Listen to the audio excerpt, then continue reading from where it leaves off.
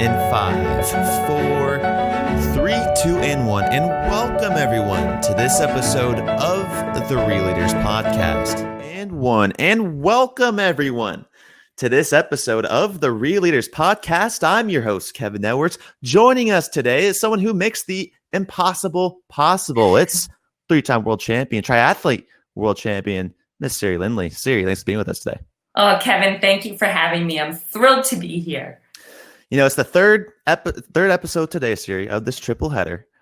But for this episode, you know, you're the first guest I've had to put away all of my Apple products for. Oh, that is so kind of you. Thank you. That's a compliment. Oh, I just, because if I say, hey, Siri, it's just going to pop up and then my whole show is going to get disrupted. So that's the reason. Okay, just for that reason. Well, here's the question, though. Once that came out with Apple, did you ever have a problem with that? Where always people say, oh, hey, Siri, oh, hey. They didn't say anything like that?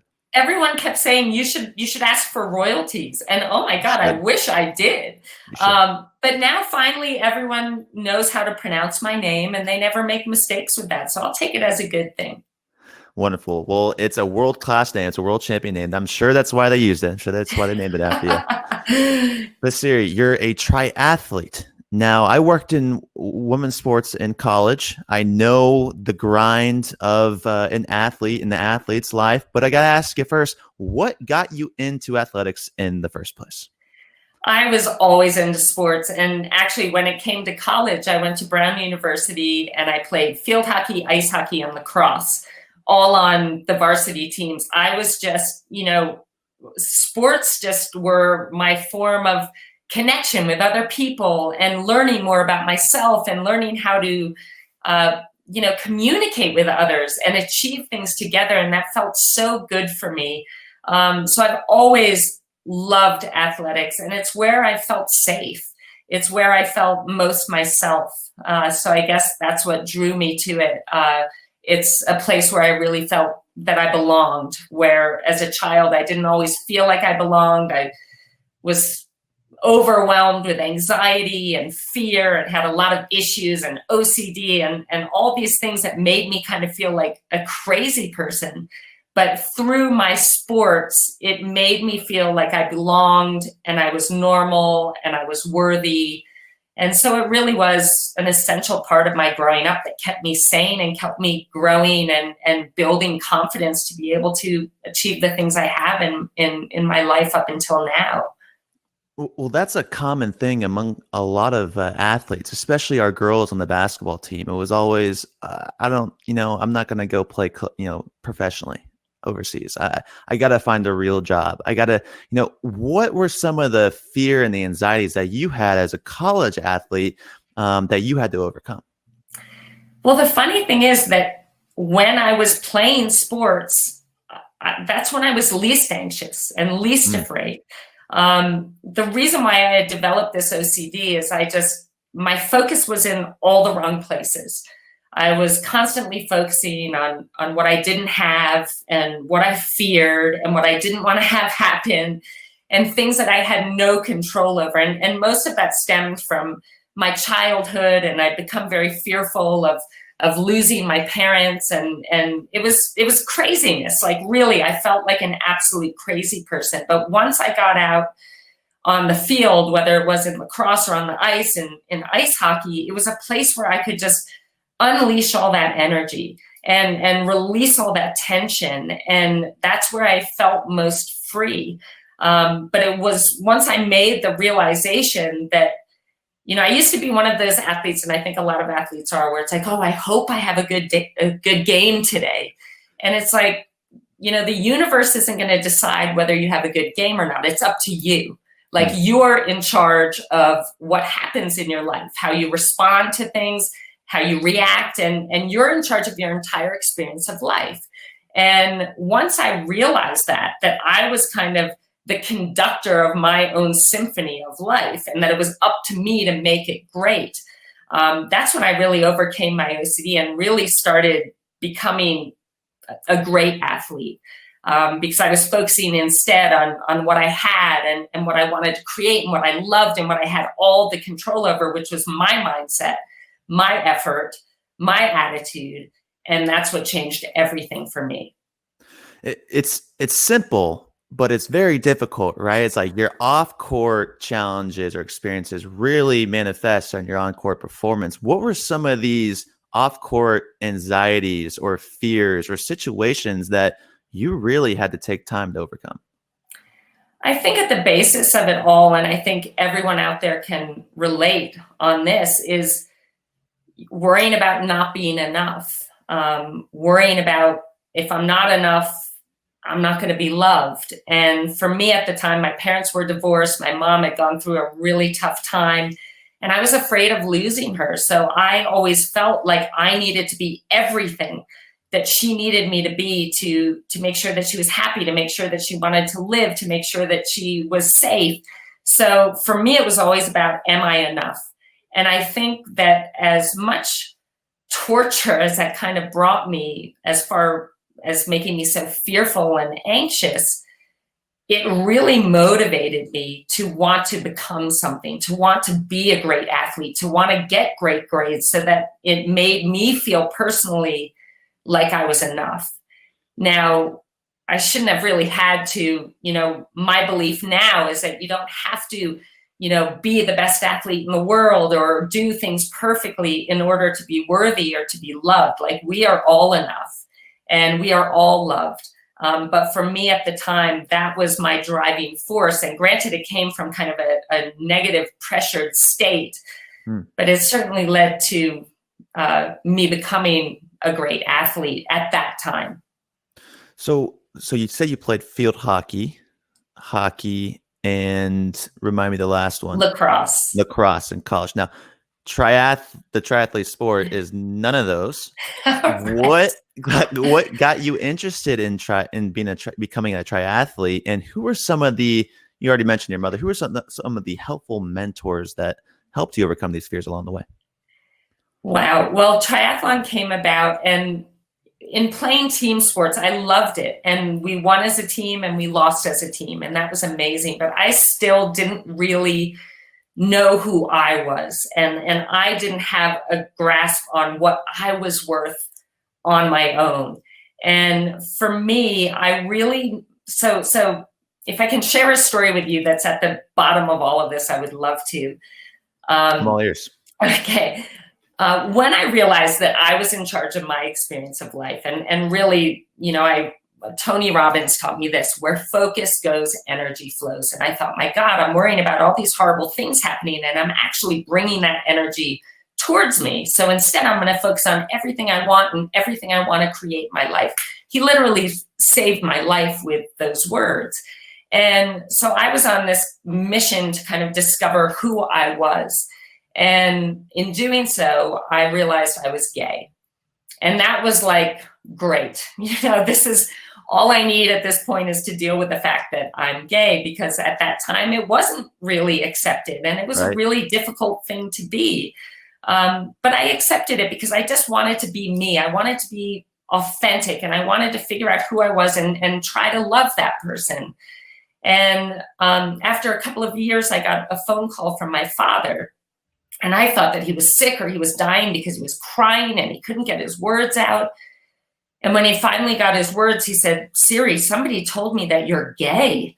Like, I beg you, tell me this isn't true, because I can't have a daughter that's gay. Tell me it's not true." And I said to him, "Dad, like, I'm so sorry, but it is true. And I am gay. And please can you just love me regardless of that fact?" And he hung up the phone, and I didn't hear from him for the next 2 years.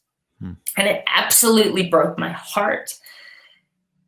But the other thing that it made me feel is that everything that I had accomplished, and by this point, I was getting great grades. I was going to an Ivy League university. I was varsity and, getting these awards for all my sports. But that meant absolutely nothing now that I was gay. It's like that fact negated everything that I'd done up until this point. So his rejection really devastated me. But when I look back at it now, it was such a gift, because I became so determined and so intent upon proving to myself, most importantly, that even as a gay woman, I could set a goal that seems impossible, but achieve it, that I could make a difference in the world, that I could inspire people, that I could be, a great example of someone that's strong and can achieve great things. So that desire, that will came from that rejection. And it was right after that I witnessed a triathlon. I went and watched a friend race a triathlon. And I just thought it was the most amazing thing, because it was people of all ages and sizes and ability levels, but they were all out there like pushing themselves like beyond their limits and doing something that they never thought that they could. And they all looked so alive. And I thought to myself, first of all, like, I want to get in on this. But secondly, what an incredible way to find myself and prove to myself what I'm capable of. And so I did my first race, and I was horrendous because I didn't know how to swim, I should mention. I'm 23 years old, Really? And I don't know how to swim. And triathlon is swim, bike, run, in case anybody out there doesn't know. But I did my first race. I came in dead last. I humiliated myself. I ran half the run with my helmet still on. People were laughing at me, but I crossed that line, and I had never felt so alive and felt the way that I so desperately wanted to feel my whole life. And it was on that day that I declared, I am going to be the best in the world in this sport, which was crazy. It was crazy. I was horrible. But anyway, so that's how I got involved in the sport. And it was driven by a very deep and emotional reason why I had to make this happen. Siri, it's almost like I hear this all the time, though. Like tragedy, like it spurs these moments of reflection and determination. The one thing that separates leaders and people like yourself from others is action, though. Why do you think so many people struggle with buying the book to read it, to get out on the first triathlon, to start swimming in the waters when they never have before? Why do you think that is? I think it's fear. And I think fear, keeps so many people from being able to truly experience the richness in their lives. But everything extraordinary is on the other side of our fears. And that's something that I've realized is when you're afraid, it's because it does matter to you. It's because you are feeling that tug in your heart, or that instinct in your gut that's telling you, go, take that first step.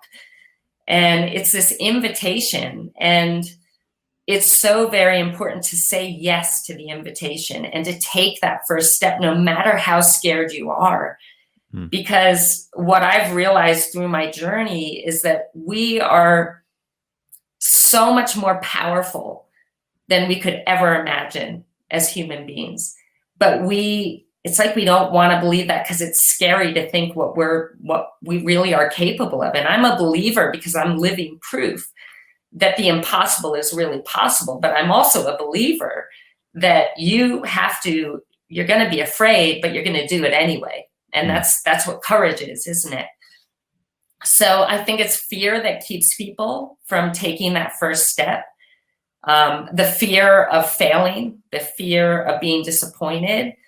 And I knew in taking on the sport that I needed to become someone that was willing to fail, understanding that it's through our failures, it's through our disappointments that we learn and we grow the most. That's how we make progress. And I failed over and over again, but every time I got myself back up and I dusted myself off and I thought, okay, what do I need to change so that I can become better? So really, if you're not willing to fail, you're actually not willing to succeed, because failure is just a part of the process of getting to success and facing those fears. So I say, what's that quote? Leap and the net will appear. I believe in that so much. Very stoic. The obstacle becomes the way. It becomes how you can identify yourself. You find yourself through overcoming these fears. You understand who you are. Now, I want to keep our audience on this timeline here. You have this conversation with your father. It didn't go well, but it spurs you to go into triathletes or a triathlon. Did not go well. then what came next after the triathlon, and when did you, let me maybe take us from there until you won your first triathlon world championship? Well, so I made the decision, and I told one person, I told my amazing mom, and I said, I'm going to be the best in the world in this sport. And she'd been at that first race of mine, and she nearly cried when I said that. And she just said, Siri, look, I will support you for the next 2 years and believe in this with you, but promise me that if after 2 years it doesn't look like it's going to happen, that you go back to doing something that you're good at. And I was like, okay, great. But I immersed myself in the sport. I became obsessed with becoming proficient, learning how to swim, getting a coach, reading every book, every magazine, everything I could get a hold of, talking to people that did triathlon. And I just immersed myself entirely. I modeled the very best athletes in the world. I was working 60 hours a week in a deli, making sandwiches, teaching spin classes, just to fund this dream of mine. And I had heard that the best athletes in the world came from Australia. So I literally moved to Australia, went to the pool where the number one athlete in the world was training, jumped in her lane, even though there's no way I could last even 10 seconds on her feet. And I became friends with this athlete. Her name's McKeely Jones. She was the number one athlete in the world at that time and remains one of the best ever triathletes. I somehow convinced her to rent a room out in her house to me. And I literally, when you model someone, I did what she did in training. I ate what she ate. I slept when she slept. I watched everything she did. And I thought, if I do everything that she's doing, it's at least going to take me to a whole new level in my own performance. And so 6 years after setting this goal, 3 years after setting this goal, I turned professional. 6 years after, I actually went to the Olympic trials and failed miserably. It was one of the biggest disappointments of my entire career, but it was one of the greatest things that has ever happened to me, right? Because it had me shift my focus and change my approach.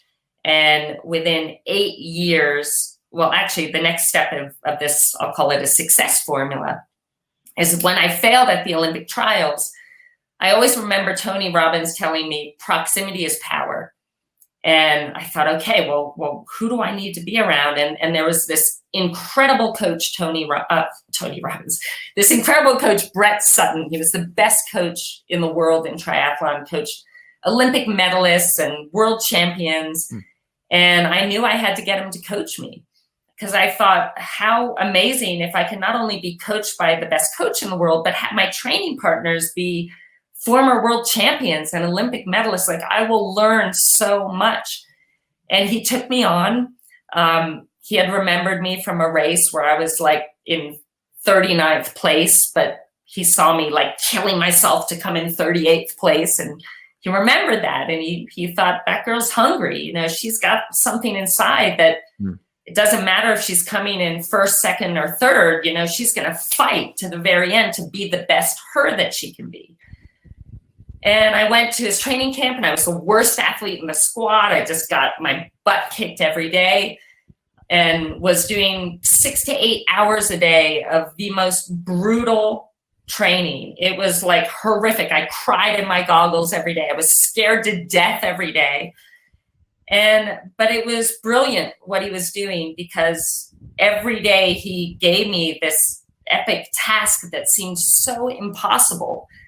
And every day I just said to myself, I'm just going to do the best that I can with what I have and see what happens. And every day I was proving that the impossible was really possible. And it was brilliant, because it brought me to this whole new level of self-belief. Because oftentimes, sometimes we look to get that belief in ourselves through other people saying, oh, you're doing great, and oh, you're so talented. But really, to achieve that extraordinary success, you've got to believe that yourself. It has to come from inside of you.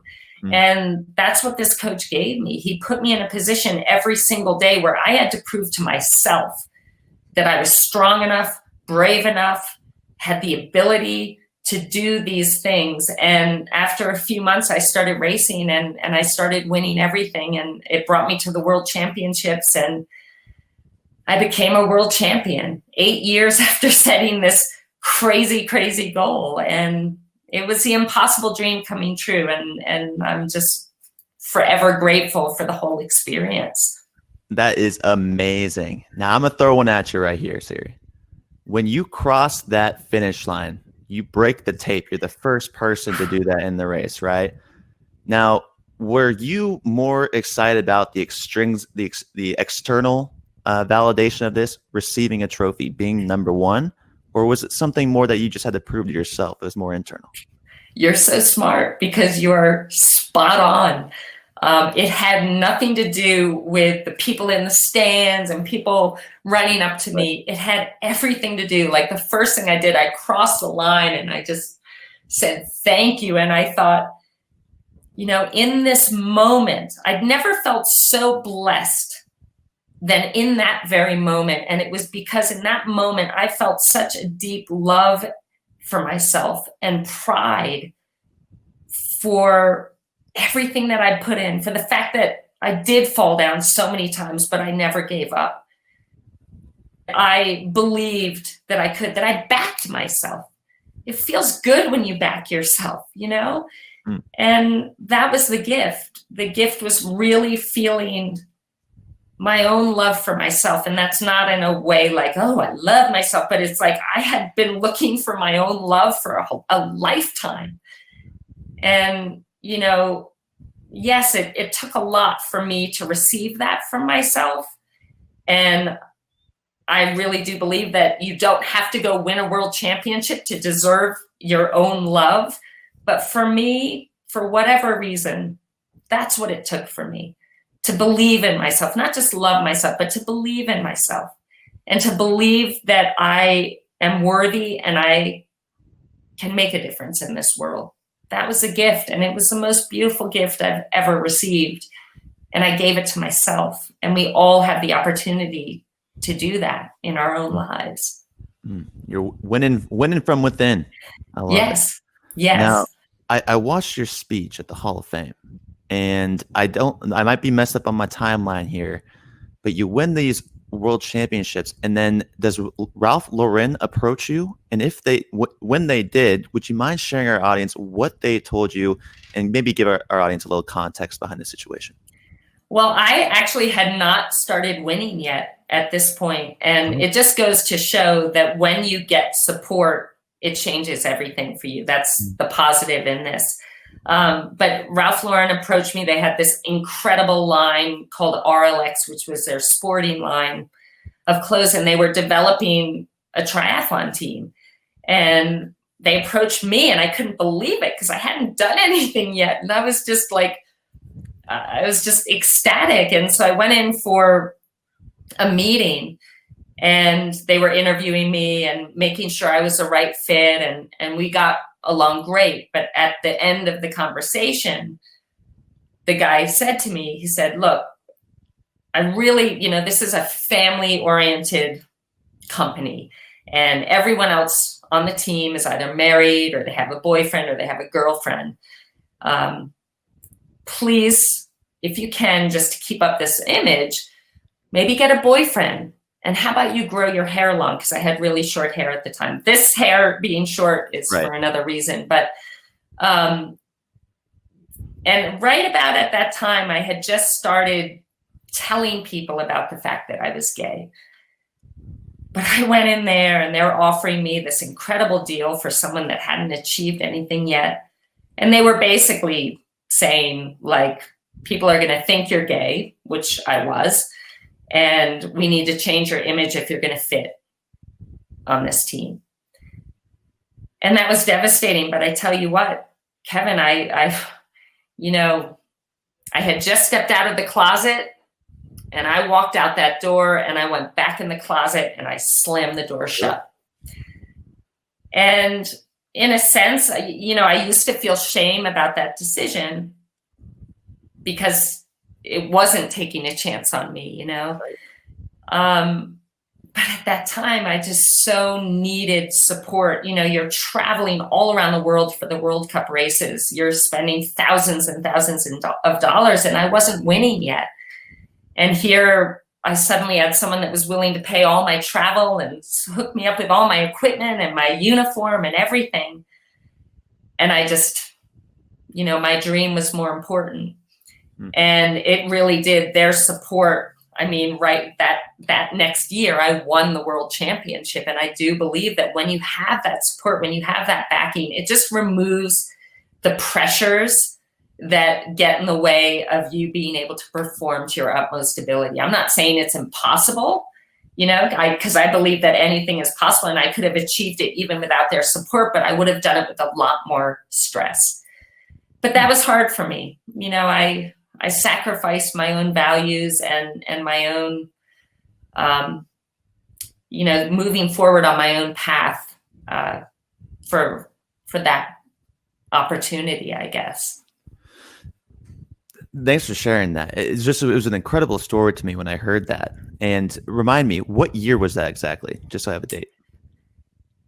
That would have been, I think, in 2000. And I won the world championship in 2001. Okay. So when you see the gay rights movement, just gay pride in female sports and male sports as well. I know working with the women's basketball team, we were in it every day.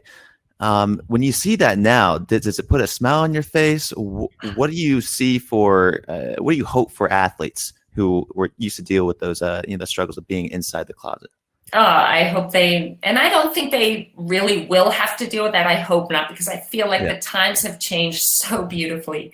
And my heart just sings when I see, and now I made a decision when I retired from triathlon, because I was ready to retire after I won the world championship. After that, I said, I will never, ever push my own self aside.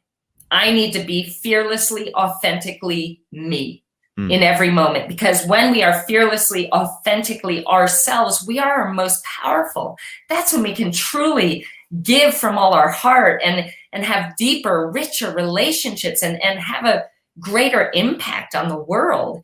And so I literally, after that, I promised myself that I would never, ever compromise again on that. And I feel that, when I go out and speak, I have the incredible privilege of speaking on Tony Robbins' stage and around the country for Kepler speakers. I always just speak very openly about being gay and my wife, and I don't make it an issue. I don't say, oh yeah, well, I'm gay and my wife. This is just who I am, and this is my story, and it's changed my life for the better. I feel free, I feel liberated, I feel empowered.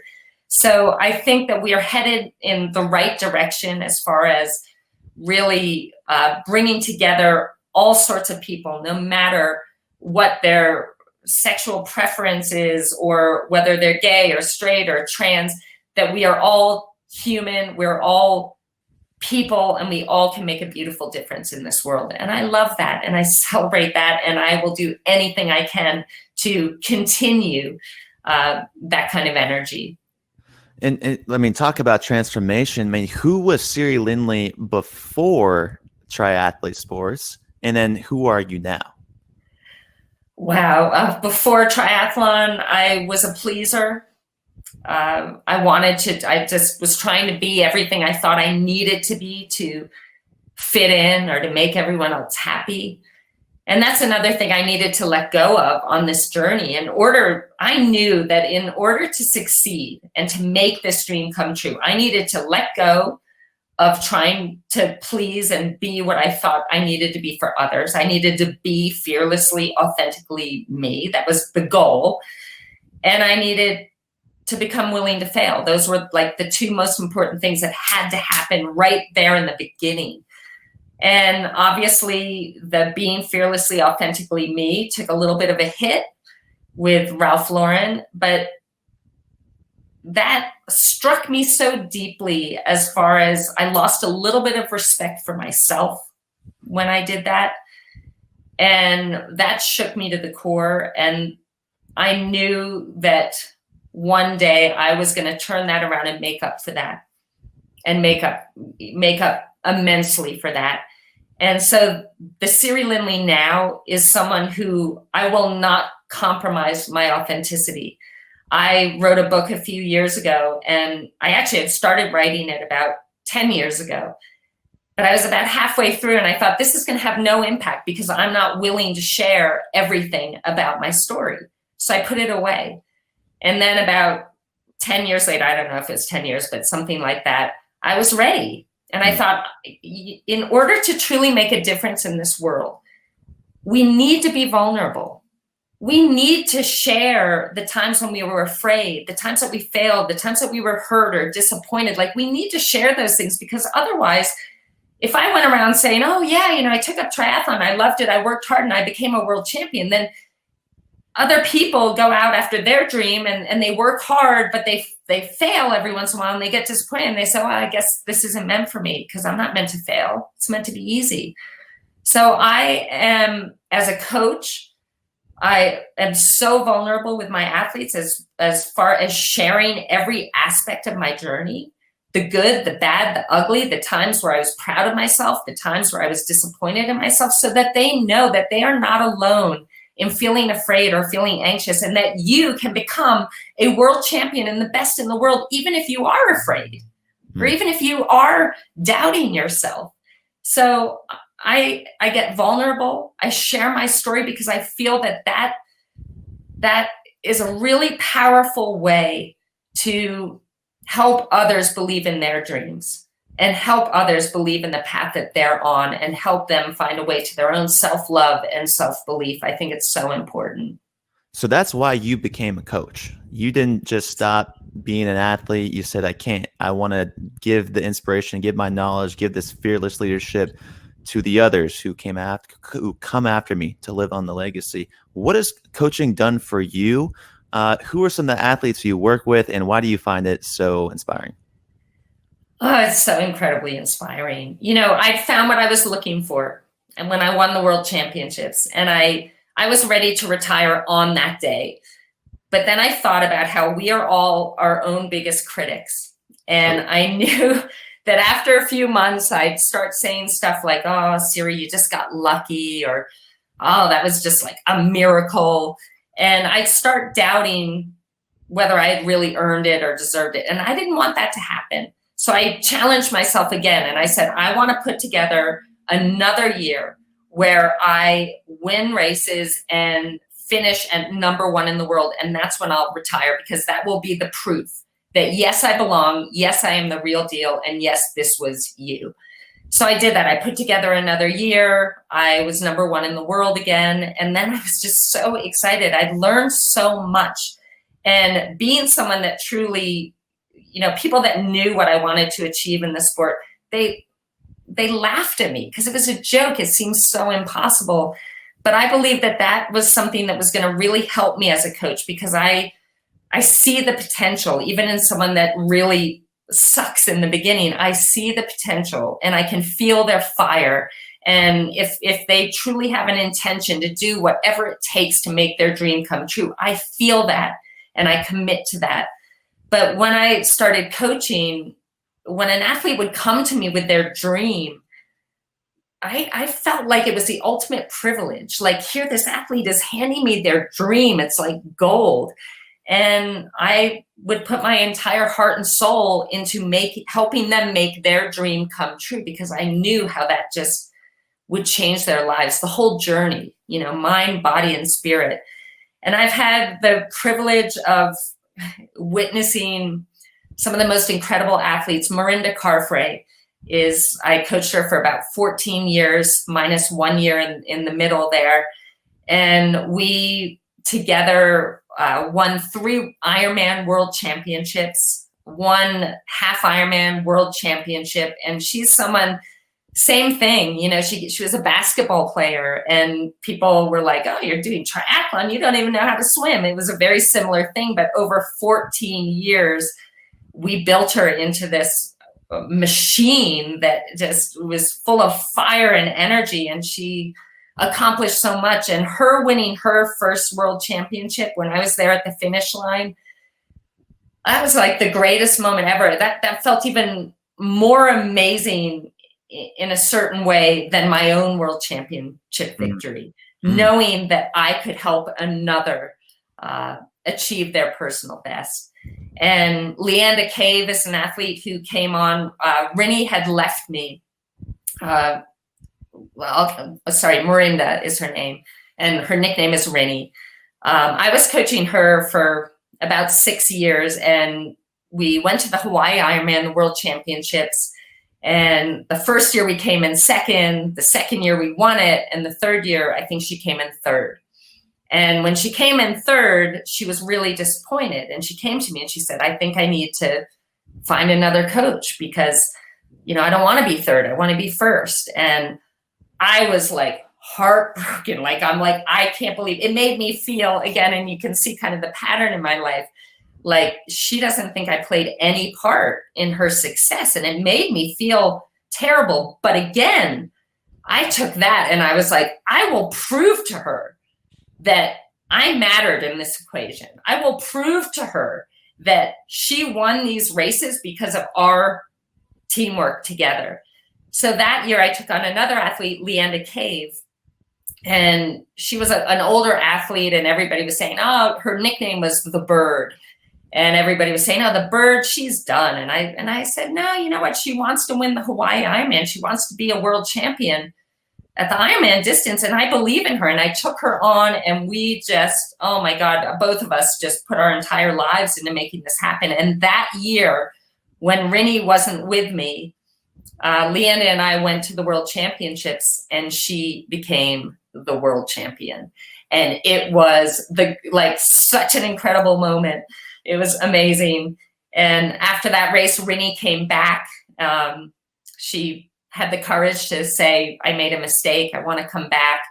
And we won 2 more world championships after that in 2013 and 14. So, I've had the incredible privilege of having athletes come to me with their dreams, and they're not all champions, but it's seeing someone going from being a couch potato to being healthy, fit, and strong, and having confidence in themselves. And it's just so fulfilling, an incredible journey it's been. And it seems like you've taken a lot of things from Brett's tutelage and applied it to your coaching for Rindy and the Bird. Now, you mentioned in one of Brett's examples with you was your surroundings and who you surround yourself with. A lot of sacrifice has come from this. Now, do you consider these things sacrifice you have to give up in order to get? How do you perceive sacrifice in order to be a champion? I don't see it as sacrifice. And I think it's so important to reframe with the truth that this isn't a sacrifice. This is a part of the recipe that has to be taken care of in order to make this happen. So for me, I would look upon it as this incredible opportunity. It's not a sacrifice. It's an opportunity to learn, to grow, to improve, to toughen up, whatever was needed in that moment. But it's never a sacrifice. And if you look upon it as a sacrifice, that carries this negative energy that I think weighs you down a little bit. And you don't want that. If you want to achieve something great, you want to feel a flow. You want to feel this being pulled towards something. And therefore, everything that we had to do was an opportunity. We get to go do this to make this happen. Now, Siri, you mentioned your hair is a little bit shorter now than it was when they told you to cut it off. What do you mean by that? So that's a great question. Well, I think everything I've been through in my life has prepared me for what has proven to be the hardest challenge of my life. And in November of 2019, I got a phone call from my doctor, and he told me I had acute myeloid leukemia and a gene mutation that was going to make it really, really hard to fix. And in that moment, my world was turned upside down. I was terrified. I was, paralyzed because I just couldn't believe this was happening to me. But also something really powerful happened in that moment. My wife was there and she was listening to my doctor on the phone. We had him on speaker and she just started crying, just tears coming down her face. And I looked at her and I started crying, but I'd never felt her love so deep. I'd never felt my love for her so deep. Like in that moment, I was just overcome with this intensity of love. And in that moment, like I made a decision, just like I made a decision way back when, like I am going to be the best in the world. I declared, I said, this is not my time to go. I am going to survive and I'm going to thrive. And we are going to get through this. And I made that decision. And that meant that every single thought that I had in my mind, I would redirect and reframe and discipline every thought so that I would think a thought that would strengthen me, not weaken me, a thought that would empower me, not make me afraid. And, you know, it was terrifying. I'll tell you a story. I announced it on social media, told everyone what was happening, but I was really positive. I was like, I'm going to get through this. I'm going to survive and I'm going to thrive. And this woman wrote me on social media and she said, how can you be so positive? You know that your chances of survival are less than 10%. Oof. First of all, I couldn't believe she said this to me. Don't listen to those guys. And I took a deep breath and I wrote her back and I said, I am not a statistic. I am Siri Lindley. And I've proven that the impossible is really possible, and I will do that again. I will triumph. And it fired me up again, like these things kind of fire you up, but it's how you look at it.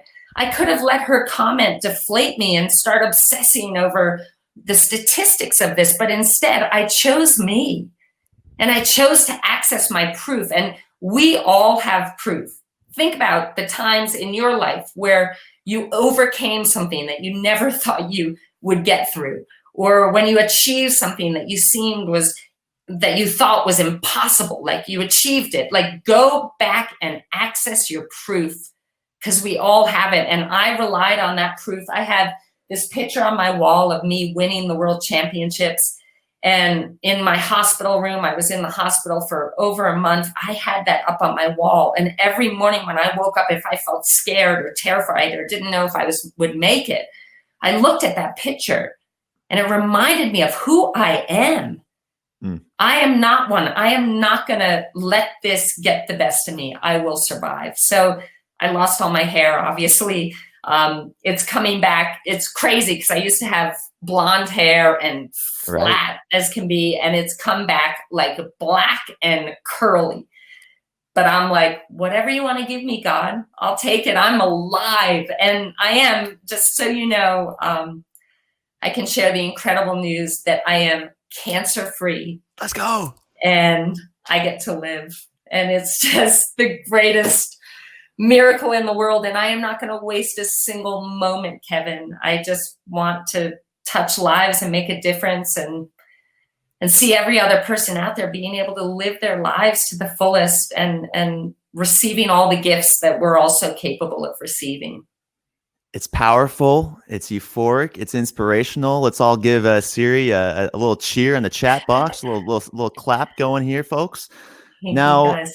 This is interesting, though. Here's a question. You're spiritual. Do you believe everything happens for a reason? What were some of the other things that kept you going through this uncertain time? I absolutely believe that everything happens for a reason. And I think that was really important. That belief really helped me because in the beginning, I needed to reframe what was happening. I didn't want to look at it as why me, why this horrible thing happening to me. And instead I thought, okay, this is happening for a reason. I am meant to learn something from this. And so I kept my eyes open to what I was going to learn through this process. I learned that, and it really reinforced the fact that I have a champion inside of me. You know, that champion that won the world championships is still inside of me. And now that champion needs to surface and take on a different role. And that role was going to be incorporating a routine every single day. I did the same routine that was taking care of my mind, my body, my spirit. I meditated, I read, I was doing electrical charging, because I learned from this incredible doctor about charging and how when we keep the electrical charge in our body, it allows for more healing. I used every tool, Hold on a sec. Sorry, go into that a little bit further. What is that? There's a guy called Dr. Jerry Tennant, and he has these electrical charging plates and a transducer. His philosophy is that when we lose electrical charge in our bodies to certain parts of our bodies, it leads to degeneration and like you're ailing or disease. But when we keep the electrical charge going every single day, it allows the flow of energy and allows for healing. Now, I would say, who knows if this is real or not, true or not, but through my experience in using these plates every single day, my goal was to have this routine that would see me go into my treatments as strong as I could possibly be and come out of my bone marrow to heal as efficiently and effectively as possible. And this was a part of my routine every single day. And, I am here today, so I believe that it played a really important role. That along with, so much work on my soul, kind of sweeping my soul, I call it, like forgiving people that have hurt me and forgiving myself for certain mistakes that I made, and clearing out my soul and having it be a free space where healing could move through. But this routine that I did every single day, it gave me certainty. It made me feel like I was leaving no stone unturned as far as taking care of myself and doing everything that I could to heal. Now, Siri, I hear you're an animal lover. Yes. Tell me a little bit about these horses, how you figured out this problem, and why you're pursuing something as incredible like this. Well, first of all, I'll say that these horses have helped me heal entirely. And not just that, but basically in 2016, I rescued a horse, and her name is Savannah. And she came into my life and pushed me to all new levels of self-discovery.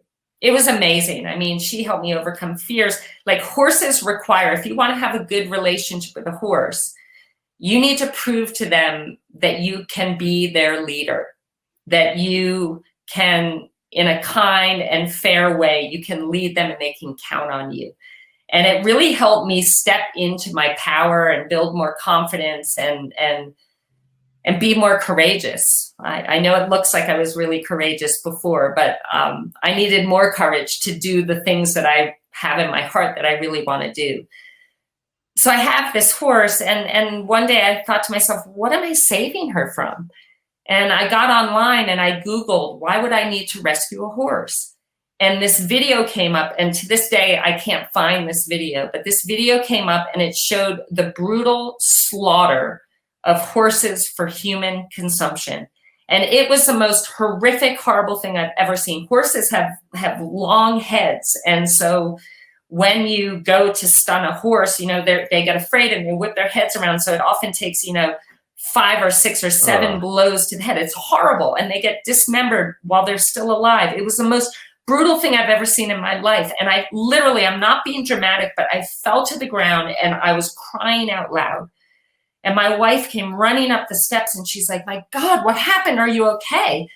And I pointed at the screen and she watched this video and she started crying, and we looked in each other's eyes and we knew our lives were never going to be the same again. We had to do something. Like, this was just awful.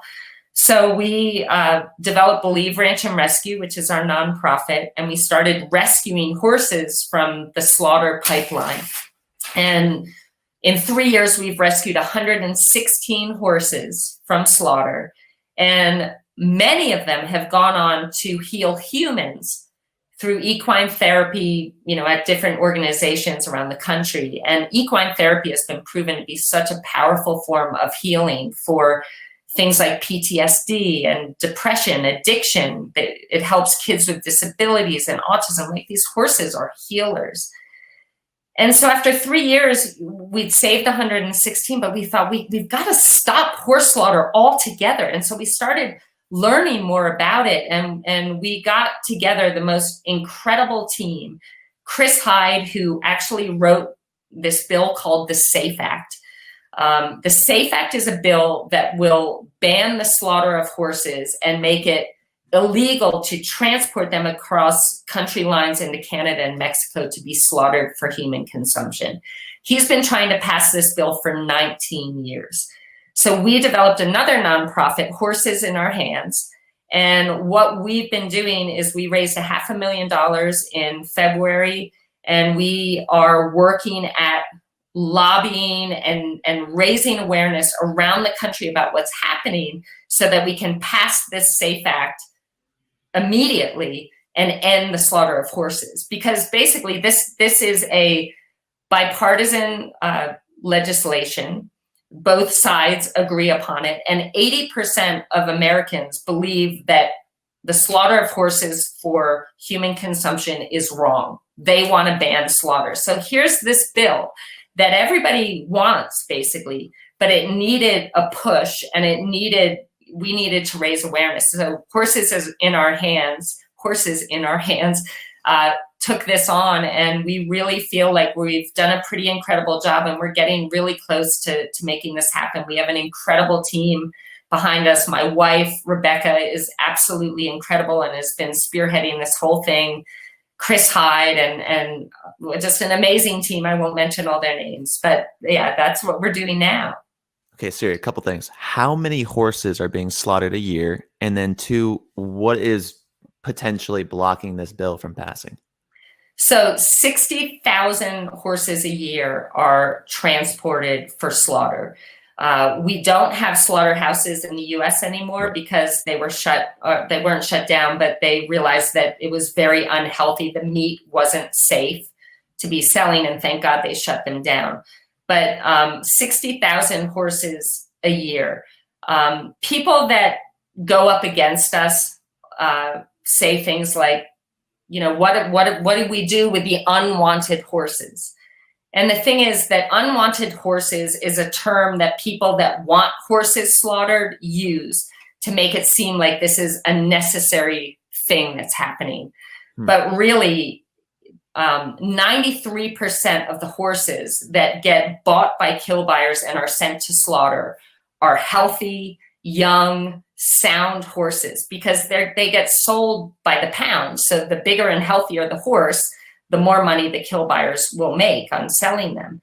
But there will not be unwanted horses. When we pass the SAFE Act, there might be 1,000 horses in the pipeline that we need to find homes for.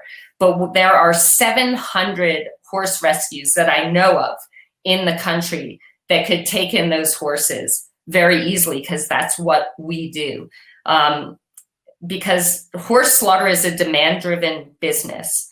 So if the demand isn't there, then they wouldn't be having to do this. So we take away, it's not a dumping ground for healthy horses, which some people think. Okay, these horses, again, are 93% of them are healthy and sound. And what it means when we pass the SAFE Act is that horse owners will have to be more responsible. And if they can't be responsible, they go to a rescue, and the rescues will be responsible for their horses. But it's just the most inherently cruel practice, number one. It's not necessary. The meat that is being sold from these horses is actually toxic because of the unregulated use of drugs and steroids in horses and medicines that they have. So the SAFE Act, it must be passed. We're just trying to raise awareness. We know that 80% of people want the SAFE Act passed. It's more just raising the awareness so that it becomes something that is critical to be passed and that we get it on the floor. Right now it's sitting in both houses. We just need to get it on the floor. And we know that if it gets there, we really feel confident that it will pass. Savagery. I can't believe something like that's happening in today's day and age in 2020. Now, I saw a few links fly in. How can people listening to this help out? So I'm sure my wife is on sending those links through, but You can go to our website, www.horsesinourhands.org. We are on Instagram. We're as Horses in Our Hands. We're on Twitter at Horses in Our Hand. And please, it takes 60 seconds. Literally, we have it all set up on our website where you click a bar that says help ban horse slaughter now. It takes 60 seconds. You put in your information. Your information will not be shared publicly. It's just for this one thing. And we will send a letter to your local legislator on your behalf. And it takes 60 seconds. And these letters have an enormous impact. So far, I believe we've had like 65,000 letters sent to legislators. And what that does is it wakes them up to the issue and it motivates them to move the bill. So we would love to have your support, please, and thank you. I mean, it'd be a miracle if they could just pass anything at this point. So yeah, let's hope that works. Yeah, no, definitely go online. I've done a few of these before. Very simple, folks. Go onto the line. We'll put it in the bio of the podcast. And make sure people can access it fairly easily. But if you're listening to this on LinkedIn, listening to some Crowdcast, go online and just fill out a few things quickly. Submit that letter that will reach someone in the decision-making capability. Now, Siri, we've covered a lot today. Okay, we've covered your trials to become a world champion, the transition to becoming a coach, the sacrifices or the opportunities that we saw in between battling through cancer and now saving 60,000 horses, healthy horses a year. Advice now, Siri. Advice now for people listening to this that say, I don't know how to swim. I don't know how to make change in my local government. What advice would you give to them? Take that first step. It is so empowering to you can be afraid and you can acknowledge that fear, but have the courage to take that first step. That's when you become truly alive. And there's this amazing quote, Michelangelo, he said, "I saw the angel in the marble and I carved until I set her free."